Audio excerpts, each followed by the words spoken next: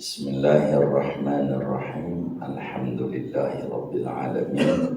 Wassalatu wassalamu ala sayyidina Muhammadin wa ala alihi wa sahbihi ajma'in.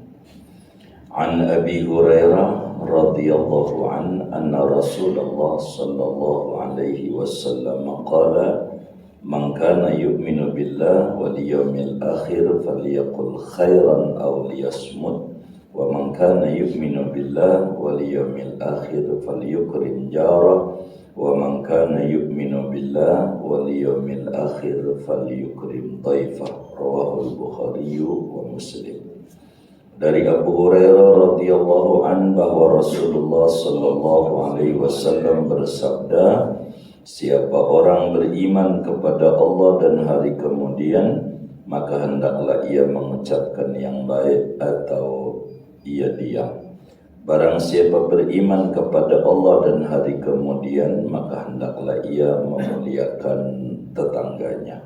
Wa man kana yu'minu billah wal yawmil akhir falyukrim dhaifa. Siapa orang beriman kepada Allah dan hari kemudian, maka hendaklah ia menghormati tetamunya. Rawahul Bukhari wa Muslim. Hadis riwayat Bukhari dan Muslim. Saudara sekalian yang mulia, pertemuan ini mau menutup pembahasan hadis ke-15. Karena pertemuan sebelumnya poin 1, poin 2, dan pertemuan ini adalah poin ketiga, berbicara tentang memuliakan tetamu. Saudara sekalian, manusia di dunia ini tidak bisa hidup sendiri. Dia memiliki interaksi dengan banyak hal, di antaranya sesama manusia. Kita membutuhkan orang lain dan orang lain pun juga butuh kepada kita. Karenanya Nabi kita Muhammad sallallahu alaihi wasallam mengatur betul hubungan interaksi antara satu dan yang lainnya, termasuk diajarkan dalam Islam adab-adab diyafah atau adab-adab menjamu tetamu. Di antara kesempurnaan keimanan seseorang kepada Allah, keimanan seseorang adanya hari kemudian, maka akan memunculkan perilaku mulia, yaitu ikramud dhaif, memuliakan tetamu.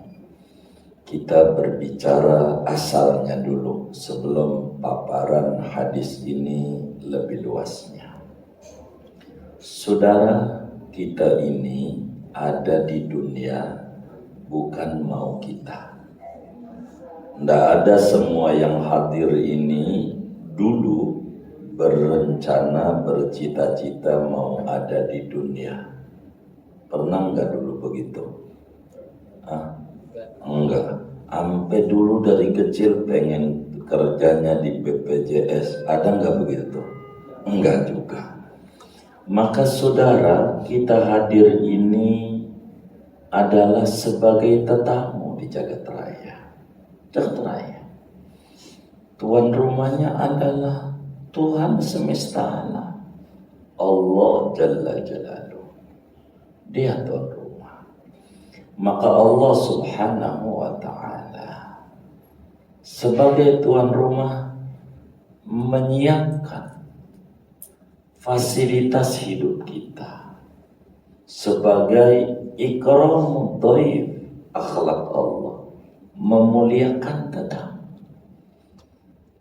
Muka yang model kayak begini nih enggak bakalan lahirnya di Jerman, di Perancis, Belanda, enggak.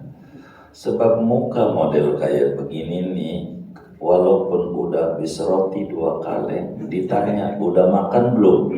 Tuh, yang muka begini lahirnya di Kuningan aja, begitu. Lahirnya di Indonesia aja, begitu.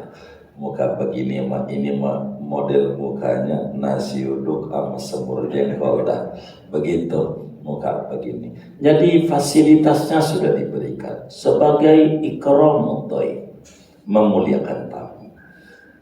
Maka sebagai tamu kudu tenang kita di jagat raya. Jangan gusar. Maukah itu dolar 20, mau 17, mau 12, itu kita nggak perlu panik. Kenapa? Kita itu ada tugasnya lah yang mengatur. Kita ada tugasnya juga yang dibebankan kepada kita. Sebagai kita tamu, jangan stres mikirin rezeki kita. Dalam hikam dijelaskan, arih nafsaka anit tadbir, kata Ibnu Athaillah. Arih nafsaka anit tadbir, famaqama bihi ghairuka anka la taqum anta li nafsik. Kata beliau, tenangkan jiwa Anda, pikiran Anda daripada mengatur-ngatur kehidupan. Sebab apa yang sudah diatur oleh selain Anda jangan ikut campur mengaturnya. Tuhan udah mengatur. Kita di dunia sebagai tamu. Tuhan muliakan tetamu. Dan hak tamu 3 hari. Hak tamu 3 hari. Kata Nabi, hakud diyafah salah satu ayyam. Hak tamu 3 hari. Sebelum kita paparin kalamnya Nabi lebih jauh, kita ini jadi tamunya Allah. Cuman 3 hari dimuliakan oleh Allah. 3 hari. 3 hari aja. Dan Al-Quran berbicara, wa inna yauman inda rabbika ka'alfi sanatin mimma ta'udun. Sehari di mata Allah sama dengan 1000 tahun. Artinya 3 hari berarti 3000 tahun. Anda hidup di dunia, umur Anda 3000 tahun, Tuhan kasih makan. Tugas Anda harus faham, wa ma khalaqtul jinna wal insa illa liya'budun. Kita tugasnya adalah mengabdi kepada Allah Subhanahu wa ta'ala. Kucing makanannya ikan, ada di air. Kucing gak punya joran, neger gak ngerti itu kucing. Begitu, sama air takut, hidup sampai sekarang. Kenapa? Yakin bahwa dia sebagai tamu dan dijamin rezekinya. Masa kita ada tangan, ada kaki, kerjaan ada, kantor ada, kita bingung mikirin hidup. Itu mau pola pikir kita yang salah. Begitu. Orang kucing aja yang gak punya kantor buat kerja tenang. Masa kita yang ada kantor buat kita kerja stres? Ini mah pikiran kita kurang tenang. Bisa jadi ketinggian gaya dalam hidup kita. Mestinya kalau kondisi ekonomi sulit, dolar naik, dinaikin level ibadahnya Allah, baca sholawatnya, biar diberikan ketenangan. Jangan yang dinaikin gaya hidupnya, stres, akhirnya begitu, kelihatannya doang keren, puyeng ternyata. Kalau ditanya kerja di mana, kata Subroto udah keren banget, tapi isinya puyeng terus. Ada nggak yang model begitu? Nggak ada, alhamdulillah. Ini lihat wajahnya ngiris semua. Cuma kan curiga ya kan, nyengirnya itu. Ini kan berbicara hati. Begitu, kita kan tinggal bagaimana mengolah. Lihat dong orang tua kita dulu. Ya Allah, kantor nggak punya, anak banyak kayak biji tasbih 33. Banyak orang tua punya duren atuh, bagaimana biar cukup? Nggak nyalahin Tuhan, ini anak banyak, bagaimana enggak? Dia dibikin, dikasih air-air, kata orang betina namanya kinca, benar nggak? Iya, kasih itu, kuahnya banyak, yang penting ada sari-sarinya, begitu. Kasih aja ketan, Kenapa kasih ketan? Ketan biar dikit kenyang. Jadi kalau udah kenyang gak pengen lagi. Itu kan pola pikir. Bagaimana dia biar cukup. Tuh namanya mengatur. Kita begitu mengatur. Bagaimana kita biar cukup? Singkatnya, Tuhan jamin rezeki kita, tapi tidak jamin milik kita. Milik enggak dijamin, rezeki yang dijamin. Yang mancing adalah teman kita. Udah digoreng tuh gurami, taruh di meja. Astagfirullah, kecap lupa di dapur, balik ke dapur. Balik lagi ke meja makan, tuh ikan kagak ada. Dimakan kucing. Milik masa, emang mancing? Milik kita yang mancing. Rezeki milik enggak dijamin. Yang dijamin rezeki. Masa ya cicak yang enggak punya sayap, lalu kemudian makanan nyamuk yang punya sayap bisa terbang, cicak aja tenang. Gimana ngejar-ngejar nyamuk yang bisa terbang? Enggak. Kalau udah rezekinya matu nyamuk habis gigit si Udin, mencelok aja tuh di tembok dekat cicak. Kata cicak, emang juga rezeki gue gitu. Jadi ada, jadi hidup tuh tenang. Jadi jangan pikirin yang bukan bagian kita.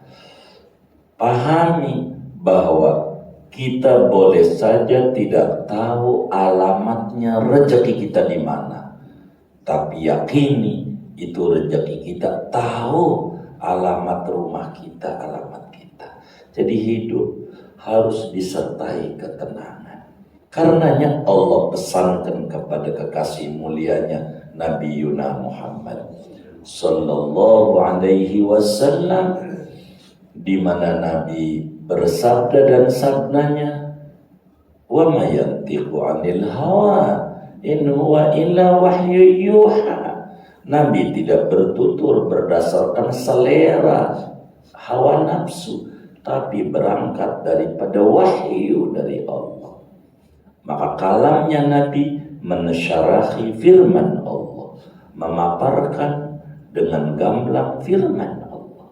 Maka Nabi kita bersabda, man kana yu'minu billah wal yaumil akhir falyukrim dhaifah.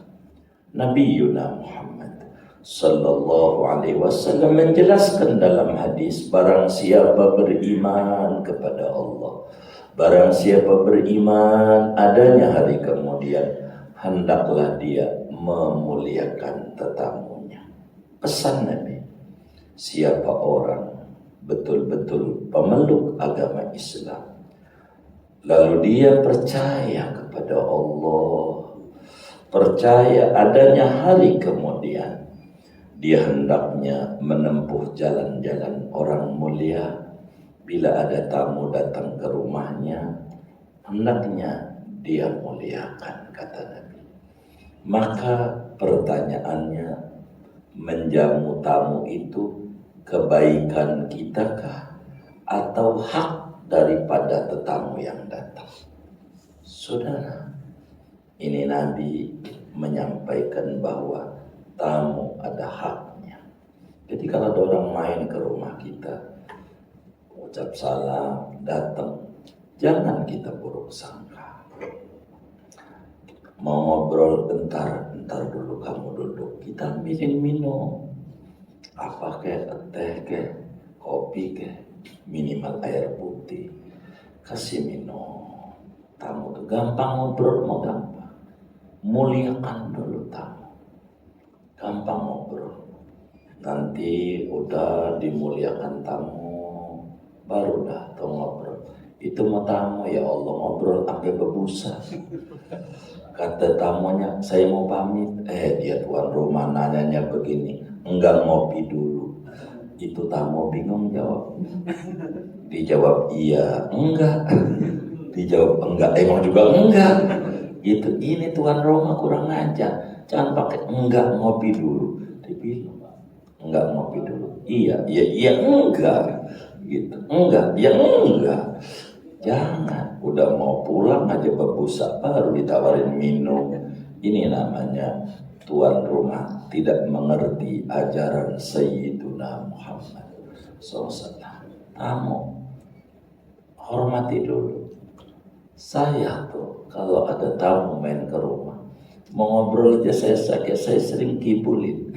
Bang, sini bang, saya pengen bicara bentar. Kan takut juga bicara apa ya gitu.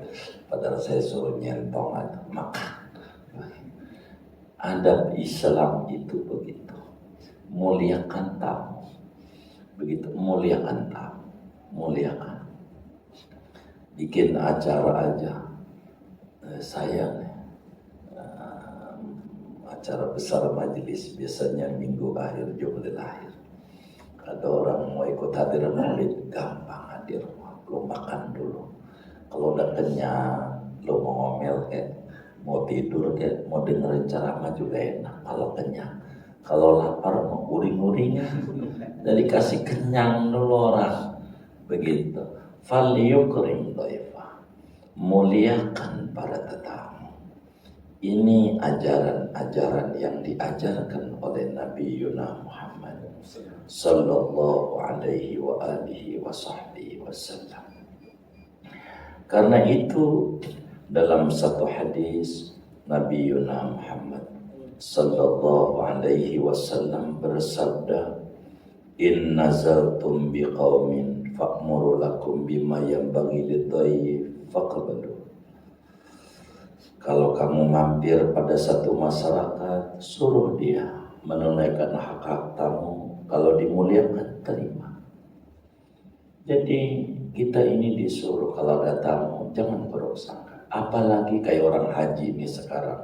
Kata Nabi, al-hujjaju wal-umaru wafdullah. Dalam hadis yang lain, duyufur rahmah. Orang yang haji, orang yang umroh, tamu kehormatan Allah. Bila Anda haji, bila Anda umroh, jangan takut. Ini Allah udah bilang tamu Allah, nggak bakal digebukin. Itu menjadi teman-temannya cerita, gua mau umroh. Emang lu udah siap? Begitu dikata udah siap. Lu kan dulu waktu main bola nggak nyari bola, nyari kaki orang mulu. Nggak ada. Allah nggak bakal menghukum kita di Mekah, nggak bakal menghukum kita di Madinah, di Arafah. Enggak. Kalau mau menghukum kita waktu main di bongkaran Tanah Abang aja, kan Allah tahu waktu itu. Ngapa nunggu di Mekah? Emang Allah jagoan dalam kandang apa? Nunggu di kampungnya? Kagak. Buat kita mau jadi tamu Allah, mau dimuliakan, mau dapat ampunan, mau dapat rahmat banyak, jangan takut ke Mekah. Jangan janji mulu kalau proyek saya mau umroh, udah nyamuk kagak, jalan-jalan mulu ke Mekah kagak. Ini nggak benar yang kayak begini. Namanya gak mengerti duyufur rahmah, mau dimuliakan. Karena itu saudara, ada namanya adabud diyafah dan ada juga namanya adabud dhaif dalam Islam. Tetamu juga diajarin adabnya. Kalau namu tuan rumah juga diajarin adabnya. Apa tuh adab-adab ikramud dhaif? Kalau ada tamu kasih minum. Kalau ada kasih makan dulu tamu. Enggak apa-apa, minimal minum.